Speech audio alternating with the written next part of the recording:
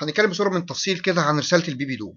طبعا رسالة البي بي دو هو عبارة عن 3 رسائل: configuration بي بي دو، تي سي ان، تي سي اي، او السي بي بي دو والتي سي ان والتي سي اي. هم دول كلهم محتوى رسالة البي بي دو. الغرض الاساسي من رسالة البي بي دو هو تفادي حدوث اللاير 2 سويتشنج لوب والبرودكاست ستورم. ده الجزء الاساسي من البي بي دو. الغرض الثاني طبعا جزئيه السبانينج تري ستراكشر، يعني يعرف مين الروت ومين ديزيجنيتد والكلام ده كله. طبعا التوبولوجي تشينج نوتيفيكيشن، التغييرات اللي بتطرأ على السبانينج تري. التوبولوجي تشينج اكنولجمنت، تثبيت المعلومات بقى ان خلاص بقى المسار الفلاني او البورت الفلاني ده رايح لروت وده رايح للديزيجنيتد وده بلوك وده الترنت والكلام ده كله. يبقى دي محتويات رساله البي بي دو، ده الجزء النظري يعني. عايزين نتكلم عليها بصوره من التفصيل يعني عن طريق الاوامر بقى. لو احنا كده رحنا للسويتش بتاعنا، السويتشات بتاعتنا، لو رحنا كده على السويتش الروت مثلا شو سبانينج تري، طبعا هنلاقي عندنا هنا اول حاجه البريوريتي، وعرفنا ان البريوريتي ده هو رقم كل ما كان اقل كل ما كان ليه الاولويه ان السويتش ده يبقى الروت، وبيبدا ب 32000 بيفضل تنازلي. الرقم الاقل هو اللي بيتم تعيينه روت. نقدر نخلي الرقم ده اي حاجه تانية، يعني نقدر نغيره، بيبقى مضاعفات ال 4096، يعني 0 4096 8192 وهكذا. نقدر نغيره config t spanning tree VLAN 1 priority، وتقدر تكتب ارقام زي ما كاتب لك هنا كده من 0 او مضاعفات ل 4096.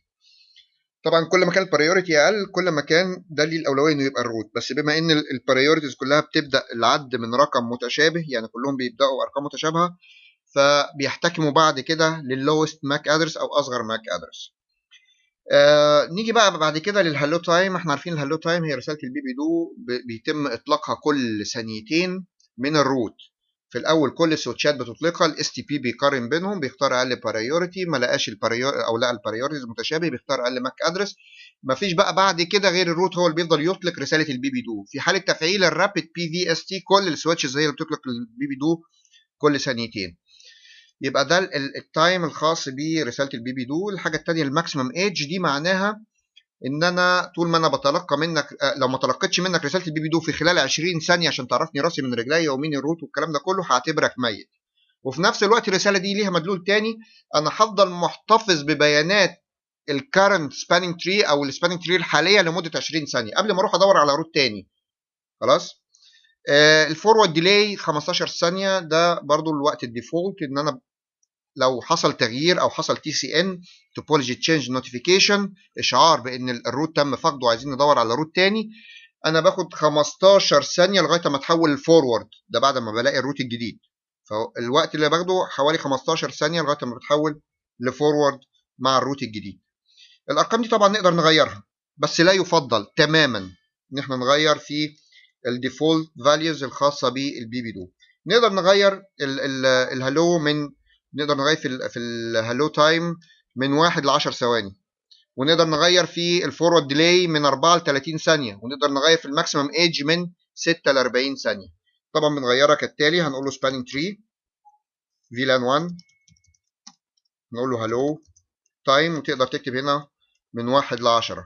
نفس الكلام بالنسبه للفورورد، تقدر تكتب هنا من 4 ل 30، ونفس الكلام بالنسبه للماكسيمم ايدج، تقدر تكتب من 6 ل 40. لا يفضل ان احنا نغير القيم ديت تماما.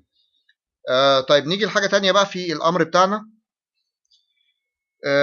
نيجي نتكلم على حالات البورتات، وايه الغرض من حاجه اسمها بورت بارايورتي نمبر، ده اللي هو 128. طبعا البورتات كلها باي ديفولت في السويتشز بتشتغل فول دوبلكس، علشان كده مكتوب التايب بي تو بي. ده معناها ان اللي متوصل بيا جهاز زيه واحنا شغالين الاثنين فول دوبلكس، ده الديفولت. لو متوصل بيا حاجه تانية هاف دوبلكس، يعني لو وصلت هاب مثلا هتلاقي التايب هنا شيرد SHRD، دي معناها ان احنا المود بتاعنا الديفولت هاف دوبلكس. يبقى بي تو بي ليها اول حاجه مدلول انها فول دوبلكس. الحاجه الثانيه الجهاز اللي متوصل بيا زيه. ايدج بي تو بي دي بنعرف بيها ان اللي متوصل بيا جهاز بي سي وشغال باي ديفولت فول دوبلكس. طيب نيجي بقى للبرايورتي نمبر. ده مضاعفات رقم 16. بمعنى ان انا واقف دلوقتي مثلا على الروت، لو موصل السويتش ده بكابلين، احنا عارفين الكابل او البورت الديفولت انه يشتغل هو البورت صاحب اقل رقم، يعني F01 و F03 هم اللي موصلهم انا بالسويتش التاني. هنشوف كده show spanning tree، هتلاحظ ان F01 هو اللي شغال والF 03 مقفول، ده معمول بلوك. ليه السباننج تري قافله؟ عشان الريدندنسي او علشان اللوب. مين اللي ليه الاولويه وليه تم اختيار F01؟ لانه صاحب اقل رقم، F01 اصغر من F03، فبيبقى ليه الاولويه انه يبقى هو الروت. نفترض مش عايز F01، عايز F03، نقدر بقى نغير في البريوريتي نمبر ده. نغير في البريوريتي نمبر ازاي؟ هقف على الانترفيس F03 واقول له سباننج تري VLAN 1 بورت priority، وتقدر تكتب ارقام ال 16 ومضاعفاتها، يعني نكتب مثلا 16، ولازم نغيره طبعا في البورت او في السويتش اللي جنبه، السويتش اللي قصاده config t interface F03. ثانية واحدة كده، هو فقد الاتصال ليه؟ مهنج.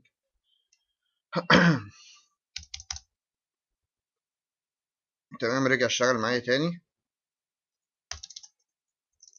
هنكتب show spanning tree. هنا هتلاقي F03 بقى ايه؟ بقى هو الروت. هو فترة الانقطاع ديت علشان تم نقل الروت من F01 ل F03.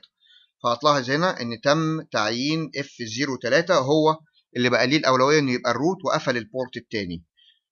خدنا بالنا؟ يبقى دي الفكره الخاصه بالبورت priority. نقدر نكتب ارقام ال 16 ومضاعفاتها باي ديفولت، هي بتبقى 128. P2P معناها شغالين فول دوبلكس. طبعا خد بالك ان من جزئيه التهنيج دي حصلت لان احنا غيرنا في الاول على الروت. لو كنا غيرنا على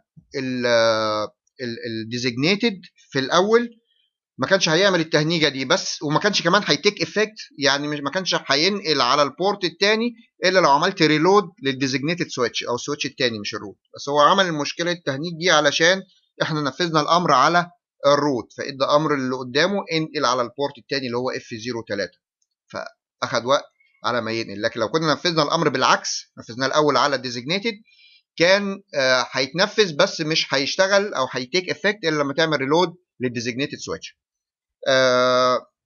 جزء نظري بقى عايزين نقوله كده على البي بي دو. عشان لو انت مثلا بتستخدم احد برامج السنيفنج زي الواير شارك او الكينا نيبل مثلا، ولقيت الماك ادرس اللي هنقوله دلوقتي اللي هو 01 كولوم 80 كولوم سي 2 كولوم 00 كولوم 00 كولوم 00، ده الماك ادرس الديفولت بتاع رساله البي بي دو او الديستنيشن ماك ادرس. رساله البي بي دو بترفق بهذا الماك ادرس في رساله مالتي كاست بيتم ارسالها علشان نكتشف اللوب، وبالتالي بمجرد ما اكتشف حدوث لوب بقفل احد البورتات بناء على الكلام اللي احنا قلناه بقى، اللي هو رقم البورت الاصغر او البريوريتي نمبر الاصغر. ده جزء سريع كده عن رسالة البي بي دو وبعض التغييرات اللي ممكن نغيرها فيها. شكرا.